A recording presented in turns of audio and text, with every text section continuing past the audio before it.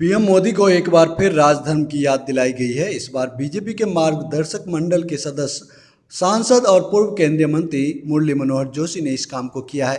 उन्होंने power politics नाम की ई मैगजीन में 8 पेज का एक लेख लिखा, जिसका शीर्षक है राजधर्म, शासकों को कैसा व्यवहार करना चाहिए, प्राचीन भारत से सबक। इसमें उन्होंने न केवल राजधर्म बल्कि विचार विमर्श और असहमति, लोगों की भूख और भय से रक्षा और महिलाओं की सुरक्षा के मसले पर भी राजाओं के कर्तव्यों को लेकर अपने विचार दिए हैं। इसके पहले 2002 में प्रधानमंत्री रहते अटल बिहारी वाजपेयी ने मोदी को तब राजधर्म की याद दिलाई थी जब वो गुजरात के मुख्यमंत्री थे और उस दौरान वहाँ भीषण दंगे हुए थे। इस लेख के सामने आने के बाद बीजेपी और संघ के शीर्ष नेतृत्व के बीच हलचल शुरू हो गई। ये बताता है कि वरिष्ठ और बुजुर्ग नेता जोशी नरेंद्र मोदी सरकार की मौजूदा दिशा से सहमत नहीं हैं। इस लेख को, जो वाल्मीकि के रामायण, व्यास के महाभारत और कौटिल्य के अर्थशास्त्र से सीख की बात करता है, बीजेपी के संस्थापक सदस्य का मोदी सरकार के प्रति विचार के तौर पर देखा जा रहा है।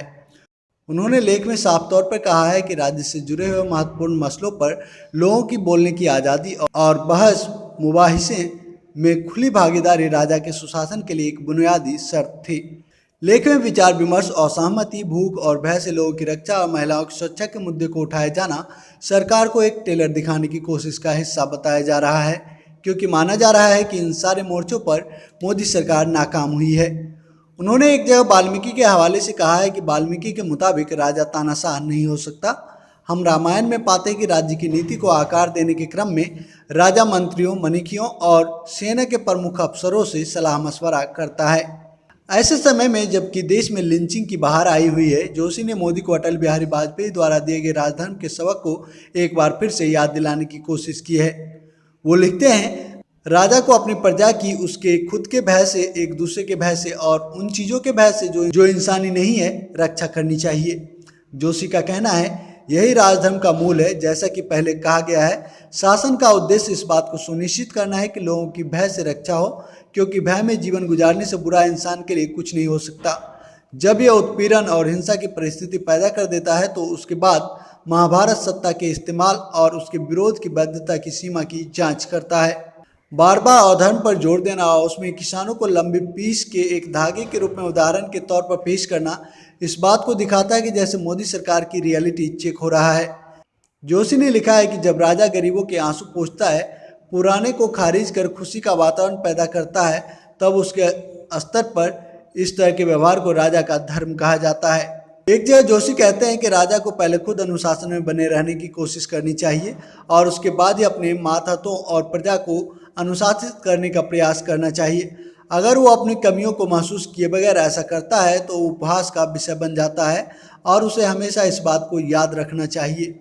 इसके अलावा जोशी ने कौटिल्य का उदाहरण पेश करते हुए कहा है, राज्य द्वारा अपनी शक्तियों का बहुत ज़्यादा इस्तेमाल असंतोष, अशांति और विद्रोह को जन्म देता है। जोशी कहते हैं, जोर एहतियात के उपाय पर होना चाहिए और यहाँ तक कि तमाम उपाय के बाद भी अगर विद्रोह खड़ा हो जाता है तो लोगों को सामूहिक रूप से दंडित नहीं किया जाना चाहिए।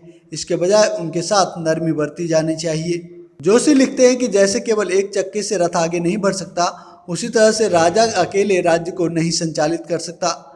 इस पर बीजेपी के एक वरिष्ठ नेता, जो मोदी सरकार से नाराज होने के बावजूद कैबिनेट के हिस्सा बने हुए हैं, का कहना था कि ये उस आदमी के लिए बड़ी फटकार है जिसमें खुद के एक मजबूत नेता होने का भ्रम पैदा हो गया है।